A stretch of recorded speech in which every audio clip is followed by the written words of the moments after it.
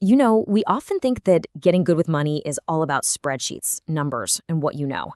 But what if I told you that's all wrong? Today, we're diving into this incredible book, The Psychology of Money, which argues that our financial success has almost nothing to do with how smart we are and everything to do with how we behave. All right, check this out. On one side, you've got Ronald Read, a janitor, a guy who worked at a gas station his whole life. He quietly saved and invested, and when he died, he left an $8 million fortune behind. On the other side, Richard Fuscone, Harvard MBA, top executive at a huge firm. In the exact same economic climate that Read was thriving in, Fuscone went completely bankrupt. So how on earth does that happen? It just doesn't make any sense on the surface, right? How does the janitor end up the millionaire philanthropist while the financial whiz loses everything? And here's the answer. This is the absolute core of the book. We treat finance like it's physics, with concrete rules and formulas. But it's not. It's psychology. Ronald Read won because he had patience. He lived below his means. Fuscone lost because of greed and ego. Every bit of it, boiled down to behavior. Okay, so this leads us to the first huge idea from the book. No one is crazy.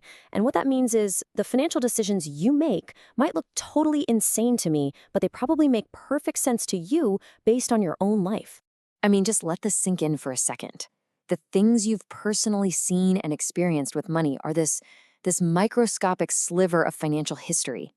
But that tiny, tiny slice makes up almost your entire worldview of how money works. It's a huge personal bias we all have. Let's make this real. So, say you were born in the 70s. During your teens and 20s, your formative years, you watched the stock market go on an absolute tear, growing nearly tenfold. The lesson you learned, deep in your bones, was that stocks are an incredible engine for building wealth. But now, flip the script. Imagine you were born just 10 years earlier. Your formative years weren't about stocks. They were about inflation, just running wild, destroying the value of your cash. The lesson you learned wasn't about growth. It was about survival, about how quickly your savings can turn to dust. So you see, neither person is crazy. They're both being completely rational based on the world they saw with their own eyes. We're not irrational beings. We're just shaped by our own little slice of history. Now, our personal experiences, they shape us for sure, but that's not the whole story. The second big idea is that our financial lives are constantly being pushed and pulled by these two invisible forces, the inseparable twins of luck and risk. To really get this, we have to talk about Bill Gates. Back when he was a teenager at Lakeside School, he and his best friend Ken Evans were basically joined at the hip. Both were geniuses, both were obsessed with the school's brand new computer, and they were already dreaming about starting a company together. Now, to put that in perspective, the odds of even going to a high school that had a computer in 1968, it was literally 1 in a million. Bill Gates hit that 1 in a million jackpot. That wasn't skill, that was pure dumb luck. And he's the first person to admit that. Without that lucky break, Microsoft probably never would have happened. But here's the thing about luck. It has a dark twin, risk. And it just so happens that the odds of a high school student dying in a mountaineering accident are also roughly 1 in a million.